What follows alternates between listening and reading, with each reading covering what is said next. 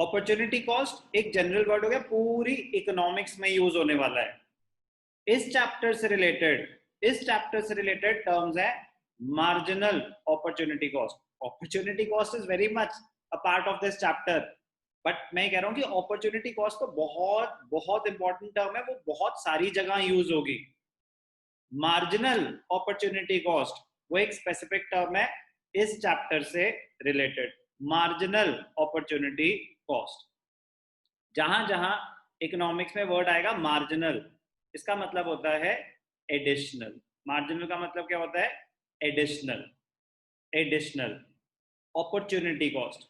अब इस चैप्टर में जो नॉर्मली हम स्टडी करते थे, central problems of the economy कैसे सॉल्व होती हैं, सेंट्रल प्रॉब्लम्स क्या हैं, वो एक पार्ट ऑफ द चैप्टर है। What to produce, how to produce, for whom to produce. Central problem solve कैसे होती हैं वो second part of the chapter था, जो कोर्स से डिलीट हो चुका है। बट अगेन आई रिपीट, आपको पता करना है आपके एंड पे कि आपके स्कूल में अभी आएगा कि नहीं आएगा प्रोडक्शन पॉसिबिलिटी कर्व।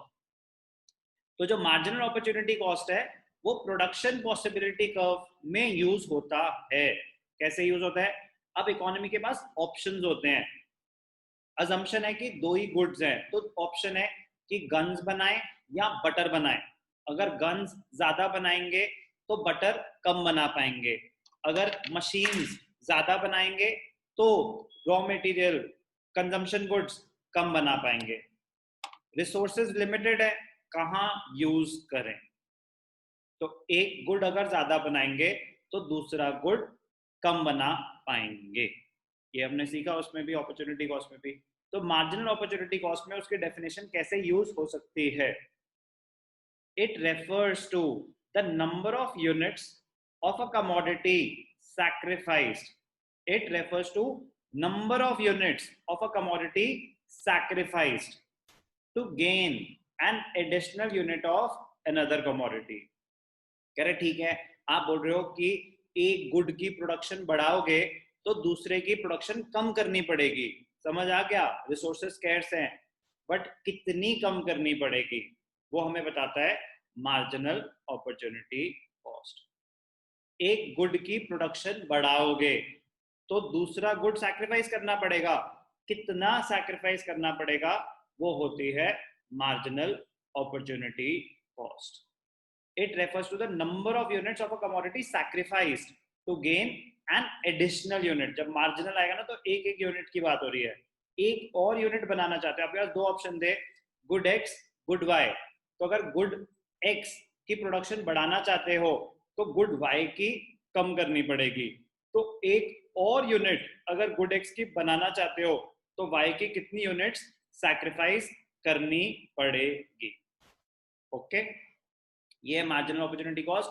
अब इस चैप्टर में इसकी इंपॉर्टेंस खत्म हो चुकी है, सिर्फ 1 मार्कर इस पे आ सकता है, तो हमें इसकी एग्जैक्ट डेफिनेशन पता होनी चाहिए। पहले तो ये बड़ा लंबा चौड़ा कॉन्सेप्ट होता था, न्यूमेरिकल्स होते थे पीपीसी में, प्रोडक्शन पॉसिबिलिटी कर्व में, तो शेड्यूल बनता था।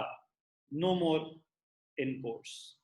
मार्जिनल अपॉर्चुनिटी कॉस्ट और marginal rate of transformation exactly same concepts हैं, बस जो मार्जिनल रेट ऑफ ट्रांसफॉर्मेशन है वो ये चीज रेशियो के टर्म्स में बताता है।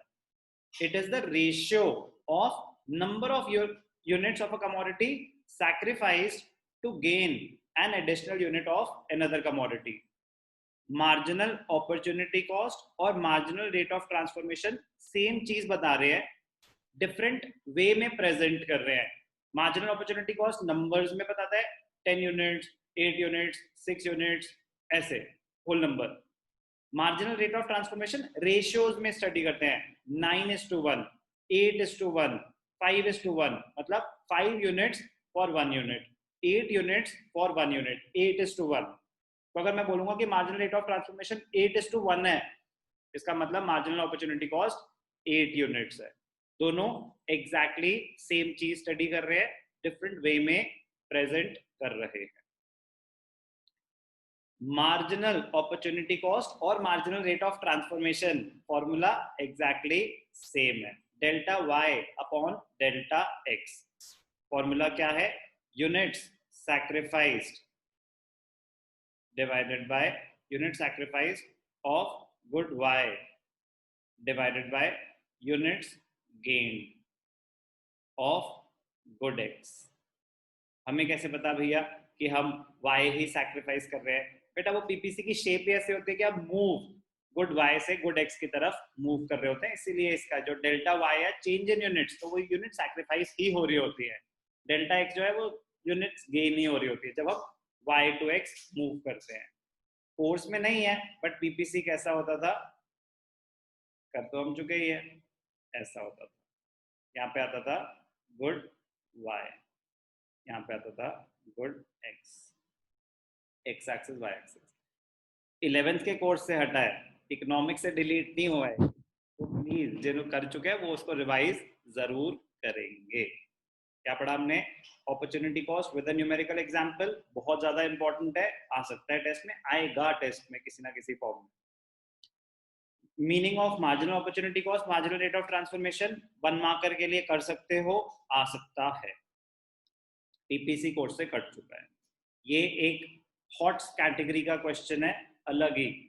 ये वही कर सकता है जिसने ऑलरेडी क्वेश्चन कर रखा है. What is the opportunity cost of choosing higher education instead of job? आप जॉब छोड़ के फर्दर स्टडीज करना चाहते हो, आप जॉब छोड़ रहे हो और फर्दर स्टडीज करना चाहते हो, तो अगर फर्दर स्टडीज कर रहे हो तो उस टाइम पे पैसे नहीं कमा पाओगे, तो क्या सैक्रिफाइस कर रहे हो फर्दर स्टडीज के लिए?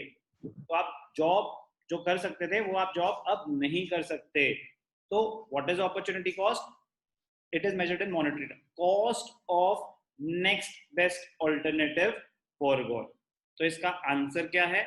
इसका आंसर है salary, salary of the job which you have sacrificed, salary of the job which you have sacrificed for higher education. Salary of the job, salary of the job which you have sacrificed for higher education. What is the opportunity cost of choosing higher education? Salary of the job which you have sacrificed. पूरा concept खत्म हो गया. Opportunity cost, marginal opportunity cost, marginal rate of transfer.